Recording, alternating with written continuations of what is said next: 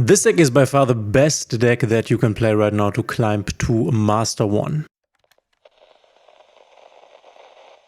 Welcome back, guys, and today we are going to talk about the top 5 decks for this month's climb. And this month I think it's pretty clear which are the top decks. In the months before I had it like often when like the 5th rank there were multiple decks in the 5th rank. I think right now we have 5 decks that are clearly the best decks, though you could definitely interchange them on the ranking that I will show you in a moment. Because it really depends on how often you see specific decks on the ladder, because the one deck counters the other one or is good against the other one. So if there is a lot of deck X, then deck Y is then automatically worse. That's something to keep in mind, but I think you can take these 5 decks and have a really easy climb to Master 1. My number 5 is Labyrinth. I think the deck is still super powerful with the Destructive Daruma Karma Cannon recently being added to the deck, really strong against Kashtira, which you will face sometimes on the ladder, but not as much as we had in the patch before, where basically everybody was playing Kashtira. Nowadays I don't see a lot of Kashtira, and spoiler alert, Vanquished Soul will not be on this list here. That could have been a deck that would have also been put here in the 5th position, but I think Labyrinth is just stronger. It's very like consistent when it comes to the plays. It's very often that you can go for this Labyrinth Coup Clock together with the big Welcome Labyrinth and the lovely Labyrinth of the Silver Castle, ripping a card out of your opponent's hand. That is happening quite easily and quite a lot. Of course, as you can see right here, I have not changed the list up. You have to put out the pot of extravagance, but that's quite all right. This deck can still work with 2 pots. It's still consistent. You will get your resources back via your Labyrinth Stovitorbi and your Labyrinth Chandraglir, and also because we are in a best of 1 form and your opponent can obviously not super well prepare for Labyrinth, so you will not see people running a lot of Lightning Storms or a lot of Harpy Feather Duster. So that's also a thing why I think this deck is quite successful at the moment. We have stuff like Skill Drain and the Ghost Match, which Skill Drain definitely can just win you the game. For example, against Puruli, if you just flip the Skill Drain, then the deck cannot do anything against you anymore. So there are just some free wins to get here. You could definitely think about putting out the Dimensional Barrier, as I think at the moment it's not that great in the meta. You could, for example, put another Dogmatica Punishment in, but you will have to like be on the lookout for what you are facing a lot, and then put the appropriate trap in this deck to like beat the decks that you are seeing often on your climb to Master 1. In the 4th place, we have Kashtira, the going first variant. I have also going second variant that I used last month to climb, which was really successful. And at this point, it already begins that you could definitely argue about switching the positions up that I will show you now with the rest of the decks. You could also argue this is like the 3rd place or maybe even the 2nd place. I think this is a 4th place. You can now more successfully run a Dimension Shifter because you're not facing a lot of other Kashtira opponents at the moment on the ladder, so Dimension Shifter is now way more effective and really good against decks like Puruli, although they can also play through it against MFMC and against other decks, also against Labyrinth, for example, because they definitely want their traps in their grave, and also their furniture, Stovitorbi and the Chandraglir, should be in the grave and not banished. So this is quite nice. The only deck that this is not that effectful against is Vanquished Soul, because they are running the shifter themselves. But other than that, you will be quite successful with the shifter against some decks. And yeah, Kashtira with just the strong engine with the unicorn, you only need 1 unicorn and then you can start your whole combo. It's also really nice for you that not a lot of people are expecting Kashtira right now, so you will not get your going first board broken as often as it was the case in the last meta, where it really felt like you build your board going first and then the opponent has the triple tactics talents. They have it all the time. They have the thrust, they search the talent, they break your board.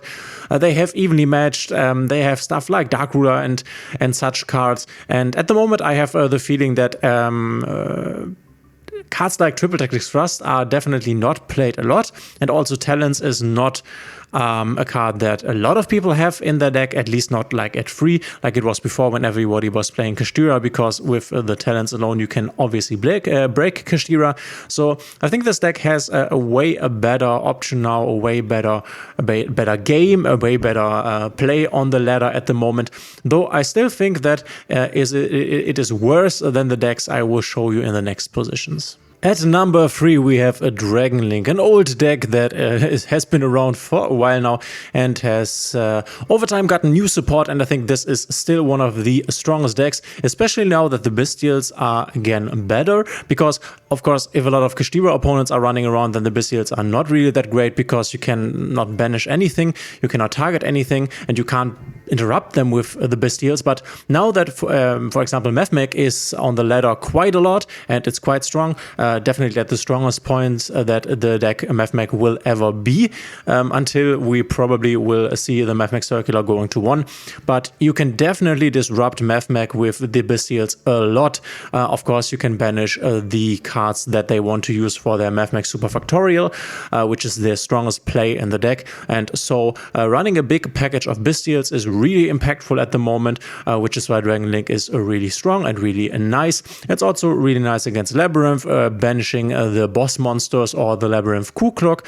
It's okay against Purely. You can only banish the little cats, which is not that impactful. But all in all, the engine is strong. The end board is really nice. If you can work through possible hand traps and go to the end port, establish the end port, then normally it is game. Also, Dragon Link is just super effective in playing through hand traps. It's rare that like a single or 2 hand traps even can stop the deck. They normally can play through it and even end up on a strong card like the Heretic Seal of the Heavenly Spheres, which is a really strong interruption and is sometimes enough just to stop the opponent and then get the turn back. Also, you have this really nice grind engine with the Branded Regained, giving you back your Bestials, which obviously are really fat beatsticks on the board that you can use to win the games against your opponents, especially also in the long run. In the second spot, there is Purely. Don't get confused by this list here. There's a triple drone Lockbird.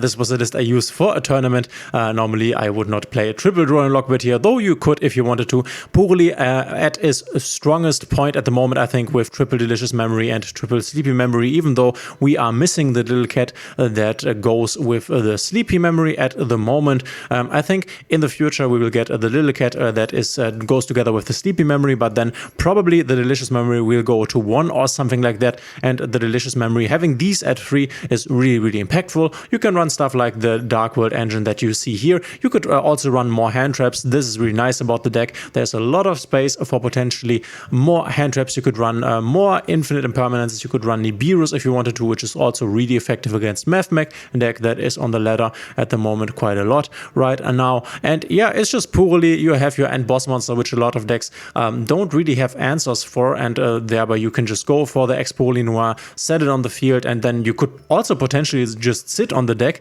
or sit on the cat, depending on how good you can guess that your opponent's deck cannot out the cat, because there are a lot of decks that just can't, even though Kurikara is in people's deck a lot at the moment. But I think Purely is super strong, super consistent. It's really easy to get to your big boss monster on your first turn, even through some disruptions like an Ash on your My Friend Purely. This still works then sometimes. And going second, you still have this very strong Purely Happiness 1-turn kill that is quite consistent.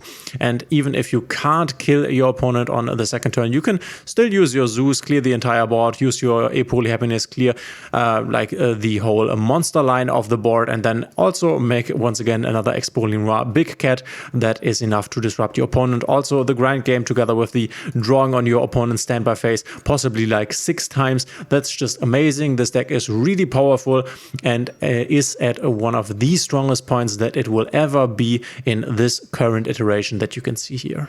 And then we have my personal favorite at the moment, which I think is the strongest deck at the moment, definitely at its strongest point that it will ever be. We will see this card here. Something will happen to the MFMC circuit to make this less consistent, though.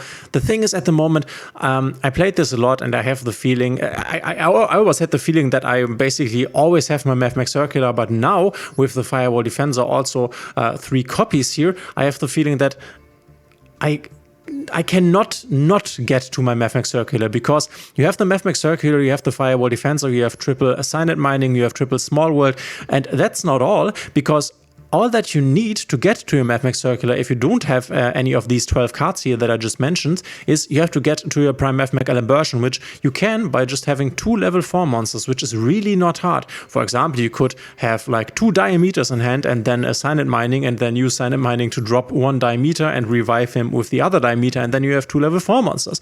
Or you have, I don't know, a Sigma and one of these extenders, or just a Sigma and Diameter, then you can just go Sigma, Diameter, and then you have once again your Labyrinth, which can search your MFMC circular, which can search for anything else. Then you have these really amazing end boards that can consist of the Firewall Dragon Singularity. If you don't know the new combos for MFMC, I have a video made. It's in the upper right corner here. You can go check it out. But you can end on your Firewall Dragon Singularity together with the Dark Fluid, together with a Heat Soul that can draw you cards. And obviously you still have your MFMC Super Factorial, which is a Omni Negate with your MFMC Diameter, and also rips a card out of your opponent's hand from the field monster zone and from the field a spell and trap zone. So super strong. Also the deck has a lot of space for hand traps, and with the Small Worlds you also have access to your Thunder King, the Lightning Kaiju, which you can use to break for example your opponent's Expuroli Noir, which it's really easy to get to this one. It's a light, so it basically goes together with every other light monster here, like Effect Veiler, Diameter, Circular, Sigma, Nibiru. It's super easy to get to this. This could also still work with every Cybers monster, by the way, because you can go over every Cybers monster into one of the light Cybers monsters and then into your Kaiju. So it's basically nearly impossible to not go into the Kaiju if you have the Small World, or to, I don't know, search MFMC if you want it for your end board when you go first.